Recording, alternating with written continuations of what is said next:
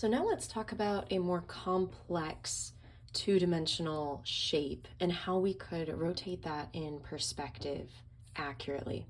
In part one, I went over a triangle. So that's just super basic. You had an equilateral triangle, same height to width ratio. We're putting that into a box, and that's how we're rotating it in perspective. This is no different. This is just a more complex two-dimensional shape that we're going to create 3D in perspective. We're going to use the same perspective technique of having the vanishing points be super far away. So all of our angled lines will then look parallel to each other because of that. So remember, you're going to take a visual inventory of whatever your two-dimensional shape is, what has been given you here. So I have this shape, and it looks like, if you wanted to break it down, we kind of have, like a box here. We've got a square. We've got a triangle here. And we have like a small rectangle right there, right? So sometimes it's helpful to consider the whole massive shape into bite-sized pieces. It's a little less overwhelming. We need to establish what the proportions are here because we need to, in order to establish and encapsulate this into a box, we need to understand what is the height to width ratio, about how long is it compared to how tall is it, and that will help us establish how to draw our box in perspective to then rotate it. So I'm going to do a quick height to width ratio check here. So I'm getting the height, and I'm just establishing how far does that go into, it looks like it would be about a third. 1 and 2 and 3. Yep. So one height goes into the width 3 times. 1, 2, 3. Okay. So we're going to put this into a box in 2-point perspective, just like before. And now I'm understanding that the box that we put it in perspective needs to be whatever my height is, we need to have the width be 3 times as much as the height. And this little corner lines up perfectly, if I remember that correctly.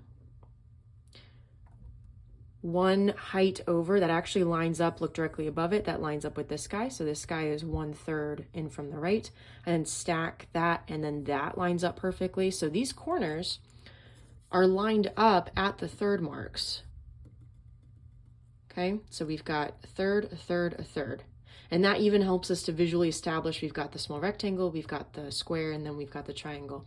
So this is now what we're going to start doing. Remember, it's 2-point perspective, but our angled lines will be parallel. So let's establish that first front corner.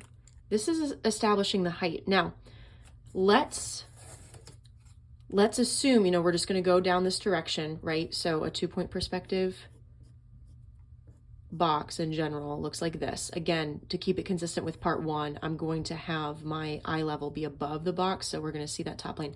Remember, this is a 2-point perspective box, right? So I'm just going to draw out this side panel first. So I get to determine my angle. I'm just going to make sure that the angles are parallel. Okay, now remember, this is a complex shape, and we have one height goes into the width 3 times. So because this is in perspective, I can't just take this height and stack it 3 times. Why? Because as something goes further from us in perspective, visually it gets a little bit smaller. So what could we do to establish where should the end line be for our box? Remember, you get to establish your own height. You just need to keep the ratio the same. Whatever the one height is, it's then 3 times for the width.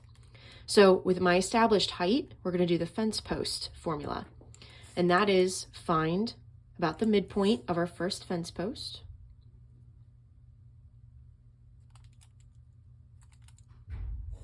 Okay, so I've just got that guideline down. Remember, keeping it parallel. You get to establish the amount of space for that second fence post. So something that seems reasonable. Okay. That seems pretty reasonable. Okay, so I've got my first one that was chosen. My second one was chosen. Remember, I had my guidelines extend from that first one right there. I'm just keeping these parallel.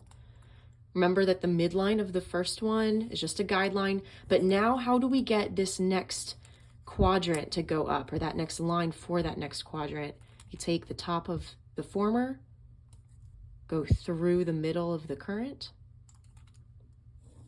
and wherever that ends down here, this is now where we're going to hoist up this line right here. Boop.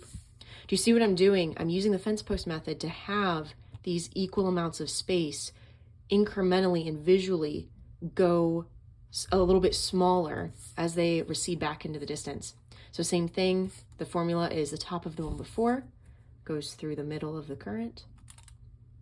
And I only need 3 of them, remember, because we need to do 3 heights make up the width. So this is now the back of my box. Realize with these guidelines, this now has become way more of an easier shape to put in perspective.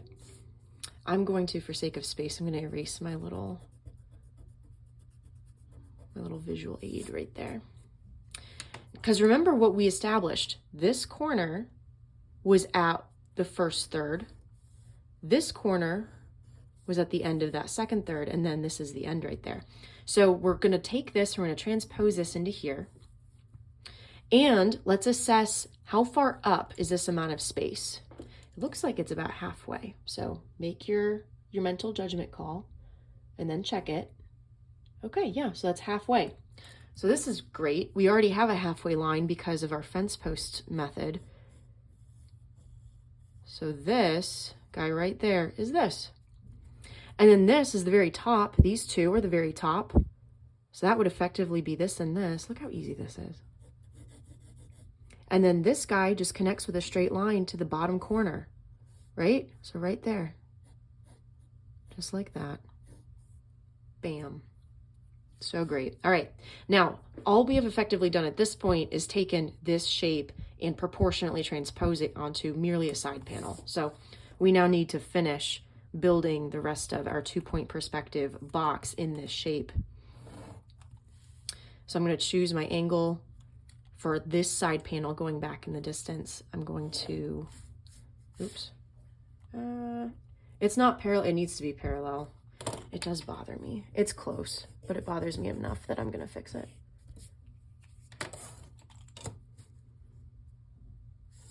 You'll notice I am using my circle stencil and not a ruler. And part of that is kind of throwing me off, but it's a little bit easier to handle instead of a longer ruler right there. Okay, now we don't have any indication necessarily in the shape on how deep it is. We just know that this needed to be proportionate. So just for sake of not having it be super long, I'm gonna chop off my box here. Okay, so that's the end of my box. Keep lines parallel. Okay, so remember this line, keep it parallel for this line right there. Okay. So I can now erase all the leftovers that we don't need. Including this side over here. Okay. And now with all of those planal changes, all those corners, we're now going to use our same parallel angled lines to bring that back in space down this panel. Okay, so keeping that parallel. There we go, right? Okay, here's a corner, here's a planal change. Now, this guy is along that back edge, right? So again, thinking of it in terms of 3 separate 3-dimensional shapes, like 2 boxes and a triangle, that can help, because this is going to go back there, but I'm lining this up to keep it parallel. But this then is going to have that planal change, and it's going to stop right there, right? Okay. This would then come straight up because it correlates with this guy, right? Stops there. Parallel lines, perfect, there we go. So you're just following along where those corners are, because the corners designate the planal change.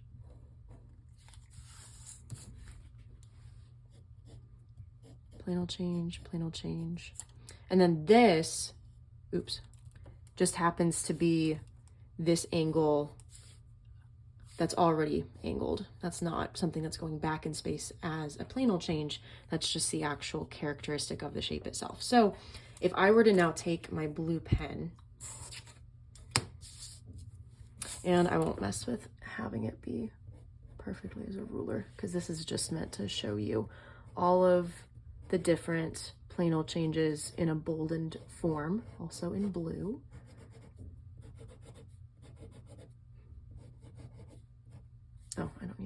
that was a guideline, sorry.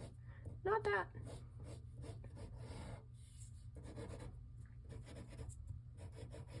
So this, we would see that. This is now this two-dimensional shape proportionally rotated in a 2-point perspective box. And it's a lot more complex than a triangle, or at least, I don't know if you could say it's a lot more complex, but it is more complex. We have a couple more things added to it. And so now, just to see the visual a little bit better, you can erase all those guidelines. You can still see them ghosted a little bit. Certainly you can see my mistake right there, sorry. But now this is what we got. Just some shading lines just so that we understand how the form would go back. There you go.